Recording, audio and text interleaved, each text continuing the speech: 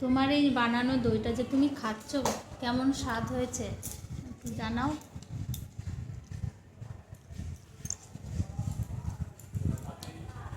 কেমন স্বাদ হয়েছে? নিজে বানানো কোনো জিনিস যদি খারাপও হয় তাও বলা যাবে তাহলেও নিজের কাছে সেটা অমৃত। ভালো বলেই মনে হয়।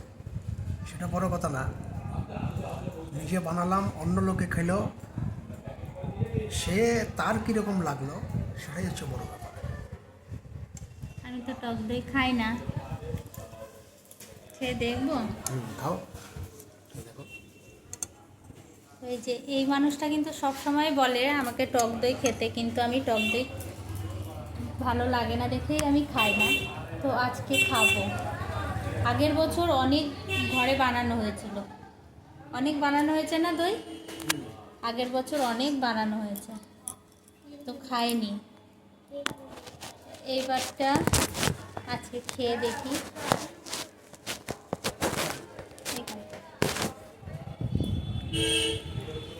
আজকে খেয়ে দেখবো যে তোমাদের দাদা ভাইয়ের হাতে বানানো টক দই কেমন লাগে।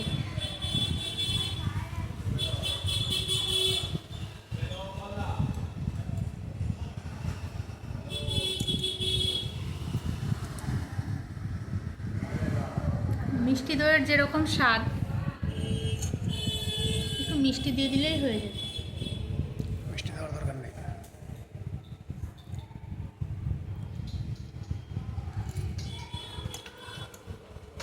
মানে একটু খা।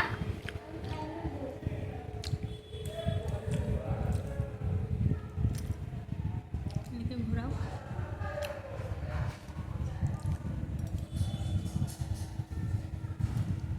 ভালোই হয়েছে,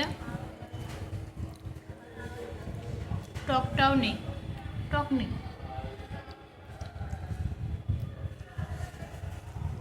জলও কিন্তু সেরকম বেরোয়নি। যে দেশের লোকেরা নিয়মিত টক দই খায় সেই দেশের লোকেরা দীর্ঘজীবী হয়,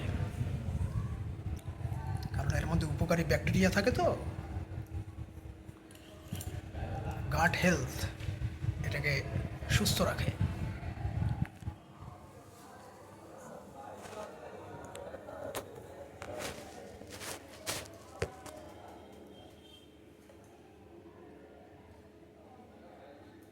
দিকটা হলো চালানো হয়েছে শর্ট শর্ট করে রাখতে হবে।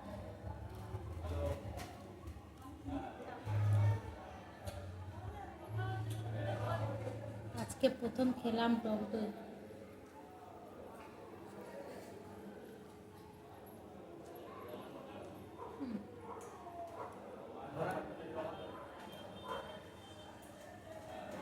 তো 1 চামচ খেয়েছি, একদিনে পারবো না, মাঝে মাঝে একটু একটু করে খেয়ে খেয়ে অভ্যাস করতে হবে।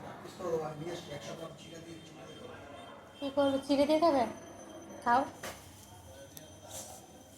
দই দিয়ে চিড়ে দিয়ে খাবে, ভালো লাগে তোমার?